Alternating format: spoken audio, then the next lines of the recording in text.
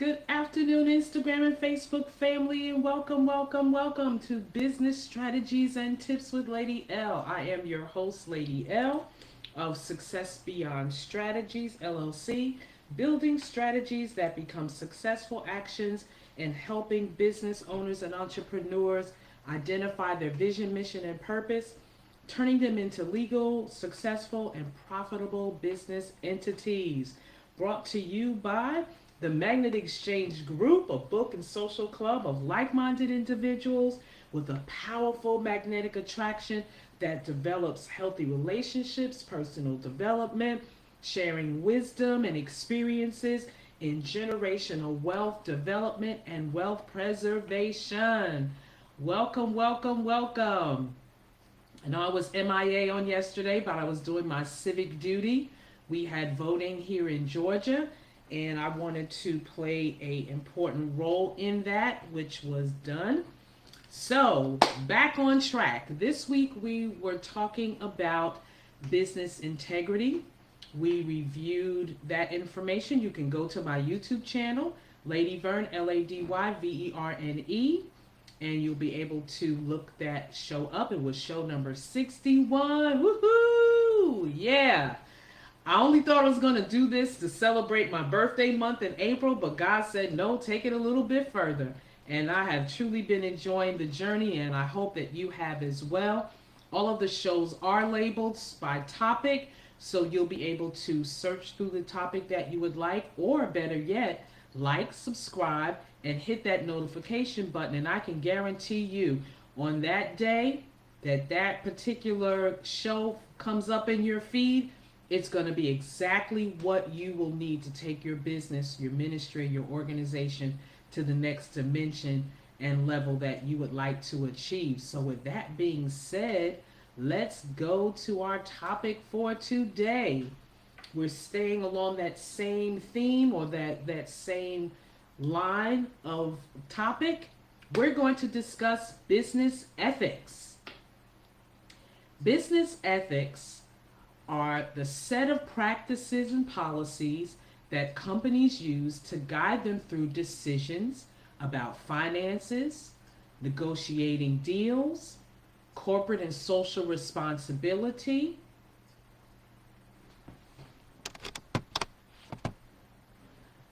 and to set a strong set of ethics so that a business cannot run into situations with the law and encounter financial pitfalls and dilemmas, and even the possibility of your business being shut down.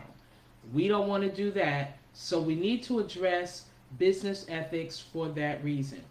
Business ethics is also the study of appropriate business policies, practices, procedures regarding potential controversial subjects. It's to help you put together your corporate governance, so that you are avoiding the inside divisions and separations, briberies, discriminations. Corporate social responsibilities are developed. You're developing fiduciary responsibilities so that you are producing a successful, profitable businesses. Now, do businesses succeed in corruption? For a time, for a season, and they will ride that wave as long as they can surf on top of it. But we all know something happens, a loophole happens, and sometimes it's something as simple as a conversation that could take down your whole business. I like watching certain mysteries that revolve around business. You know, we got a lot of shows out there, Power, and all these other shows where we see all of this manipulation and bribing and negativity.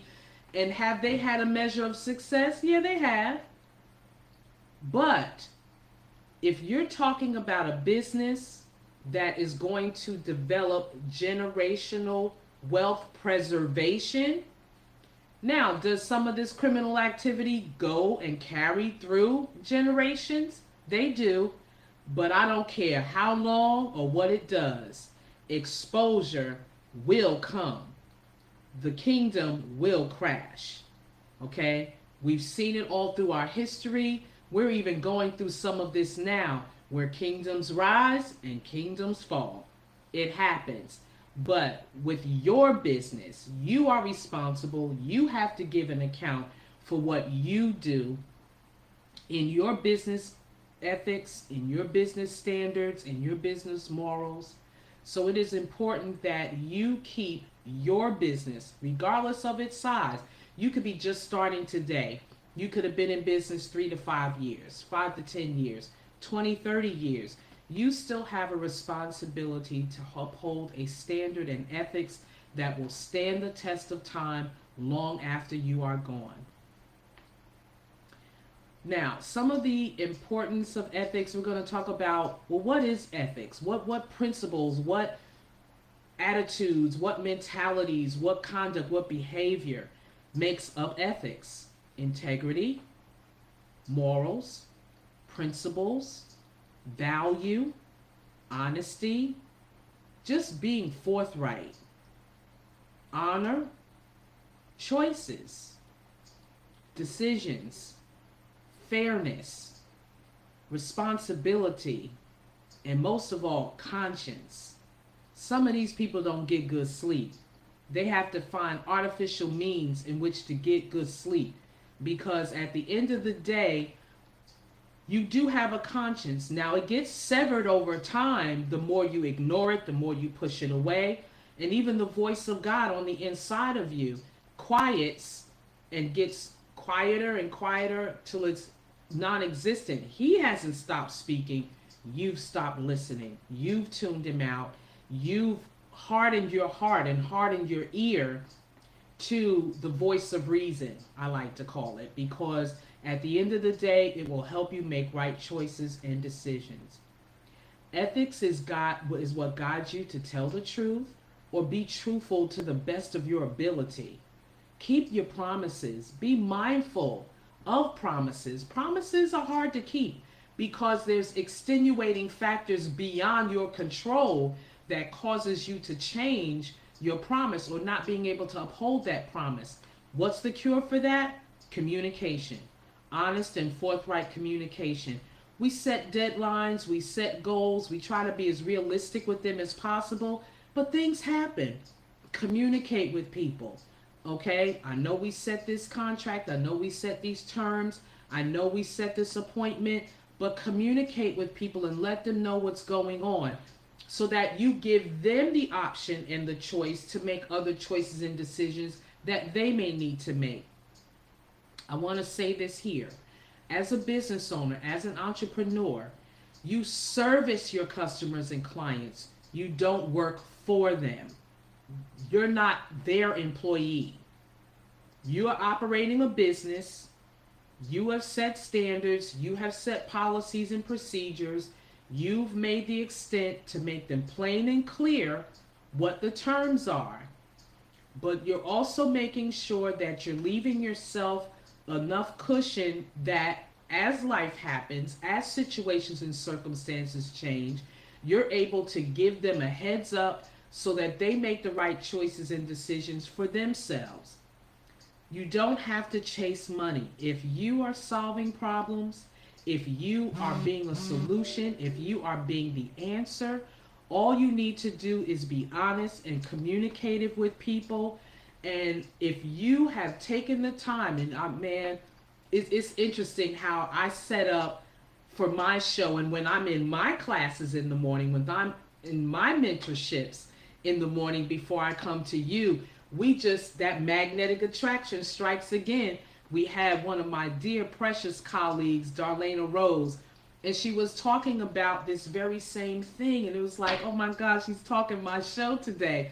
But I love it because it lets you know that you're connected to the right people, that you're in the right community, that you are with like-minded people that's going where you want to go, that maybe are where you want to go, and it just lets you know you are on the right track, and it just gives you that assurance that you're on the right track. Just be forthright with people and let people know where you are, what you're doing, and let people know that You are on top of what they need to do, but you don't have to chase money, because if you are becoming an expert in your field, in your industry, you have put in the sweat equity, you have put in what you needed to groom and develop yourself to bring forth top quality services. You don't have to have a problem with charging the prices that you charge, because you know that you're going to measure up to those prices and even beyond. It's it's good to go above and beyond, because this is your business. You want to enjoy what you're doing, that it doesn't seem like work to you because you love it so much, but at the same time, a workman is worthy of his hire. Amen to that. So let's talk about some examples. There's a framework for for developing your ethics, and making sure that they are working for your daily life, that they're working on your business on a daily basis. It also helps to make decisions that are clear and create positive impacts, and steers you away from unjust outcomes, but will steer you in to right outcomes, the outcomes that you expect. In business, it's important to lead by example. I was always taught in leadership, don't ask anybody else to do what you are not willing to do yourself. That's just being a slave driver, that's just being a controlling person. But when you lead by example, when people see that in spite of challenges in their business, in spite of challenges going on in your life, you still leap over the hurdles, you still come up with the solutions and the strategies, you still come up with the outcome that you need to come out with to be able to produce from your business, then that encourages your employees and encourages the people that serve among you, that when they see you making ethical choices, they will make the same ethical choices on behalf of your business. But when they see that you do underhanded stuff, guaranteed they're going to come along and try to do underhanded things to you. And on the flip side of that coin, be bold, be strong, be very courageous. Do not be naive about your business. Know and protect your business from legal attacks. And when you stand in integrity, you're going to draw in people of integrity. When we're not surrounded by people of integrity, check yourself, check your motives. Why are you drawing these caliber of people to your business, to your personal life? Do that self check. And if you need someone on the outside to look in and give you that unbiased decision or that choice or that insight, do that self check. We talked about that even in our class on this morning. So make sure that you examine who's in your circles. And if you're seeming to draw unethical people, check your own personal ethics. Check your own personal standards. Where do you compromise personally and in business that causes you to draw, whether it's business partners, employees, that, wow, everybody seems to always come and rip off my business. Why? What checks and balances, what balls have you dropped that you have not covered your business ethically and morally and in a standard? Even if you have to get people to sign non-disclosure agreements, do that. Put the checks and balances in place that covers you and your business, so that ethically, God forbid, but if you have that time where you have to stand in a court of law, all you got to do is push your documents to the judge and say, well, according to these bylaws or according to these policies and procedures, you weren't supposed to do that. So with that being said, you give the judge the power to make the right choices and the right decisions. Just make sure that you have the checks and balances in place ethically and with integrity that covers you and your business. So let's talk about what good business ethics are. Again, integrity, respect, loyalty, compassion are some of the values that business owners, entrepreneurs, you have to champion, you have to master the capacity to do that. It is vital that you have integrity as your cornerstone of the trust placed on your customers, your vendors, and all of your business dealings, that you're being fair, that you're being honest in all facets as to the best of your ability. Now, I want to talk about what's fair. Sometimes in a situation, you're fair, but it may not be comfortable to the person that you're extending this fairness to. But again, that falls on your integrity and your ethics, that even if that person is not comfortable with the results, they have to be honest and say, you know what? I'm not satisfied with the outcome, but to be honest, that was fair. Strive to be fair. Strive to be honest in your business dealings. And when your ethics and your business dealings can stand the test with principles, methods change, but principles don't, because they stand the test of time. So be an ethical leader.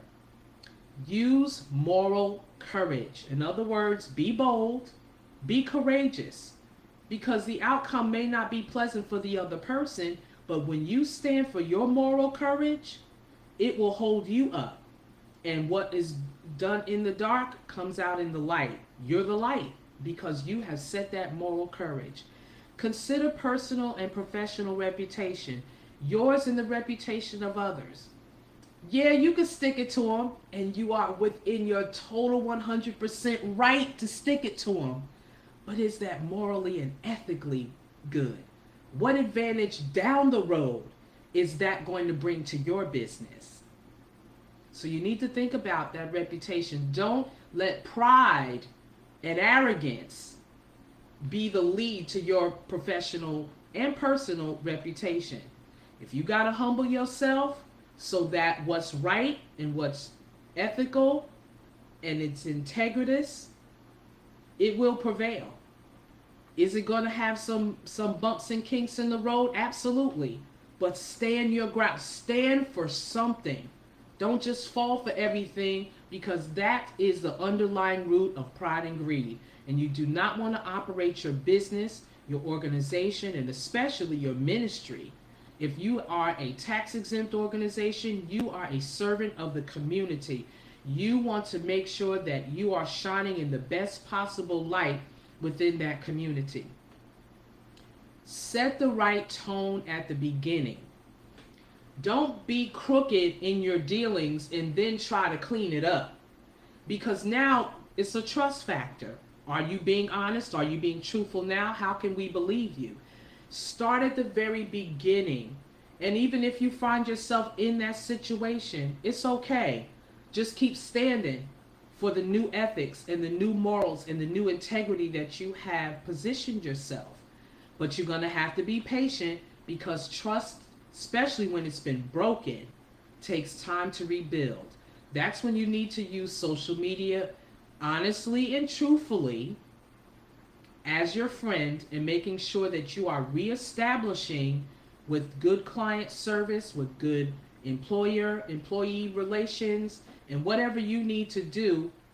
Humble yourself, buckle up, and do what you need to do, because if you want to extend your business throughout generations, you've got to set a right standard, and you've got to right the wrongs that you have been given. Maintain an inquiring mindset, making sure that you perceive certain things. Don't just take everything for surface value. See it, but see past it, see through it, to say, and let your spirit be your guide, because especially if you have the Spirit of God on the inside of you, He's the Spirit of truth, and He is incapable of lying. So you can trust Him. Consider the public interest. How is this going to fare out if this gets out in the public? Is it going to make me good in the eyes of the public, or is this going to be a dark cloud over me? It's not to say that you won't be able to move that cloud over time, but that's the key word, over time. You have to be willing to make the right stick-to-itiveness to work out what you initially put out that wasn't a right tone. But stay with it. I want to encourage you, stay with it if you find yourself in that position. But for those that are really looking to start out their business or have begun your business and you've gotten on a good foot, you've put your best foot forward, stay the course. Don't let the ambiance of fame and the big name and the who knows me take you out of your ethics, morals, standards, and integrity. Consider the right, the good, and the virtuous repercussions of your actions, choices, and decisions before you make them, not after you make them. Don't take that, well, I'll cross that bridge when I get to it mentality. Not good. Or I'll deal with that when it comes. Not good. That's why we talk about strategic planning, and we've talked about every phase of developing your business model, your business entity, to make sure that you are looking at your choices, your actions, and your decisions before you have to make them. Stop being in a hurry. Stop running after money. Stop putting carts before horses. And now you got to try to turn that horse around to get in the right position to pull that cart. Because now you're double backing. And for those of you that have been following me on business strategies and tips, I don't like to double back. Let's do it right from the very beginning. Let's do it right, taking our time. If it's for you, nothing will be able to stop it from coming to you. But it's better for you to be prepared to receive it than to start off not being in integrity, not having ethics, because now you're compromising because you're running and chasing after it. If you are taking the time to master your craft, it will chase you. The finances, the wealth, everything you're looking to develop, again, that goes back to your vision, mission, and purpose. It goes back to the very beginning of why do you do what you do. And if you're doing what you love, you will never have to worry about wealth following it, because it will. So make sure your standards and your ethics and your integrity is intact. With that being said, thank you so much for joining me today on Business Strategies and Tips with Lady L. I am your host, Lady L. Don't forget to go to my YouTube channel, like, subscribe, and hit that notification button, and let the feeds of these shows refresh you for your business. Don't forget to visit magnetexchangegroup.com and lifechangingalliances.com. Let's get that personal development together. And if you are serious about putting together your generational wealth and wealth preservation plan, those are the two places you need to go. And don't forget Strategz, successbeyondstrategies.com. Leave me your information and let me see how we can help you get your business on the right footage. Bye-bye for now.